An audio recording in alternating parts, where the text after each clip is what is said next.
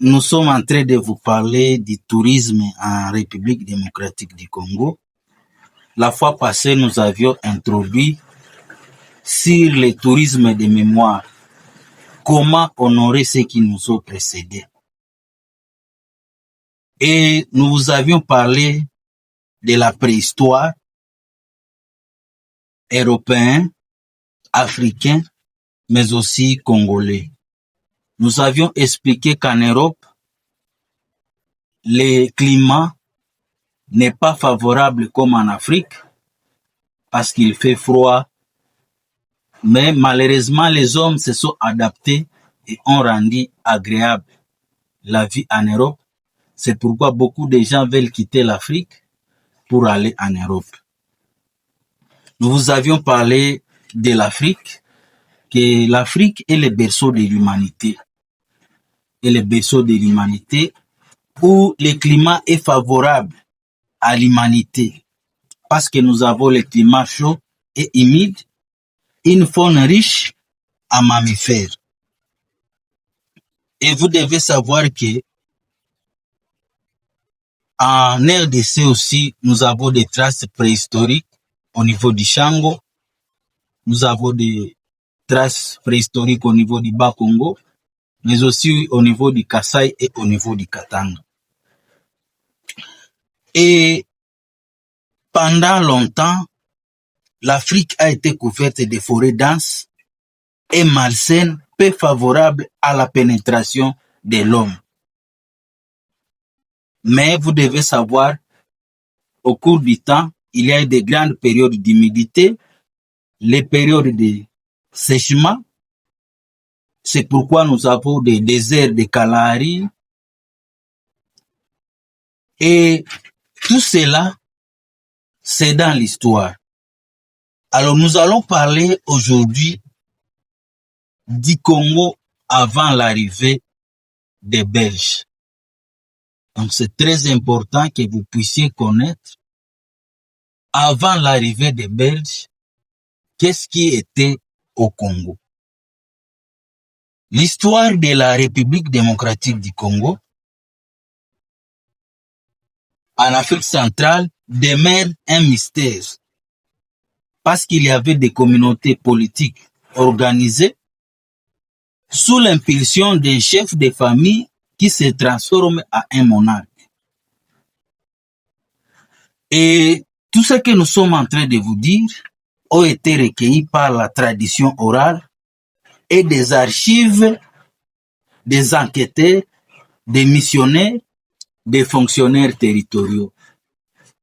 Parce que nous sommes en train de vous dire que nous voulons développer le tourisme de mémoire en République démocratique du Congo. Et tout ce que nous sommes en train de vous dire que lorsque nos minéraux finiront, qu'est-ce que nous allons laisser à la génération? La République démocratique du Congo est riche en histoire, mais malheureusement, nous ne savons pas valoriser cette histoire. Beaucoup de gens visitent la Tanzanie, Bagamoyo, d'autres sont au Sénégal pour chercher leurs racines. D'où est-ce qu'ils sont venus? C'est pourquoi nous allons commencer à vous parler de la traite des esclaves. Comment, grâce à la traite des esclaves, cela peut être transformé à notre bien, comme au Sénégal, mais aussi comme en Tanzanie. Et nous vous avions parlé des enquêteurs, des missionnaires et des fonctionnaires territoriaux. C'est grâce à eux, à leurs écrits, que nous pouvons vous donner la matière que nous sommes en train de, que nous avons prévue. Vous devez savoir qu'il y a des chroniques des voyageurs du 15e, 16e jusqu'au 19e siècle, des essais qui ont été écrits sur les peuples Bakongo, les Baluba et les Mongo. Et nous allons vous parler aussi des migrations des peuples, parce qu'il y avait la sécheresse du Sahara, mais aussi des évasions étrangères. Bantou du nord vers le sud. Et C'est ce que nous allons vous expliquer pour que vous puissiez voir comment nous pouvons transformer notre histoire en tourisme de mémoire. Actuellement, nous avons la population qui est née de l'industrialisation et de l'urbanisme. Nous allons expliquer sur les Soudanais, les Nilotiques et les anciens monarques. Vous devez savoir que la population s'est sédentarisée au cours du temps. Au début, c'était des nomades, mais ils sont venus en train de se sédentariser petit à petit avec la culture. Vous devez savoir que les royaumes sont soit avec des allures despotiques, tyranniques, soit avec une formule féodale, soit avec des aspirations démocratiques.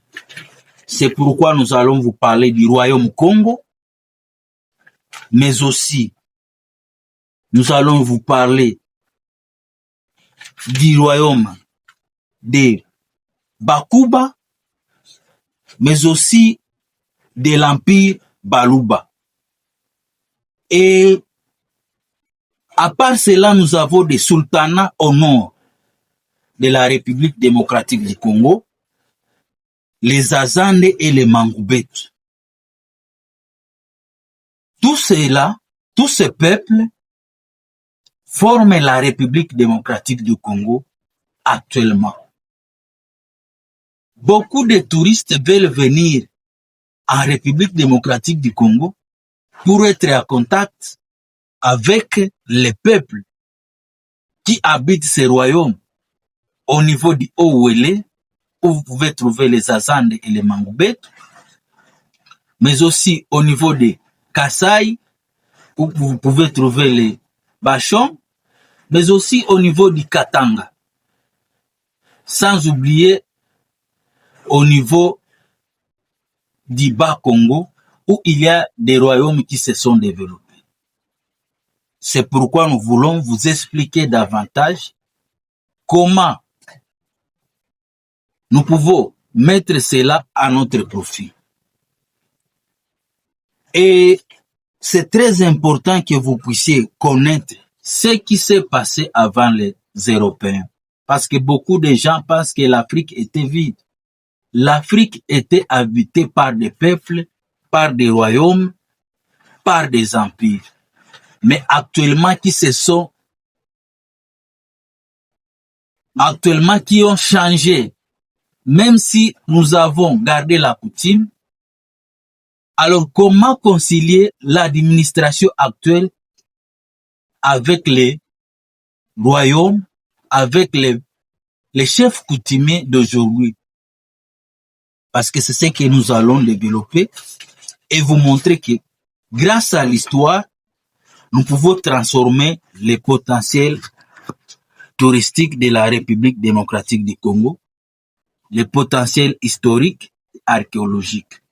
Avant de finir, nous allons vous rappeler les principes touristiques que nous sommes en train de vous dire, qu'il n'y a pas de territoire touristique, ce sont les hommes qui en font touristique.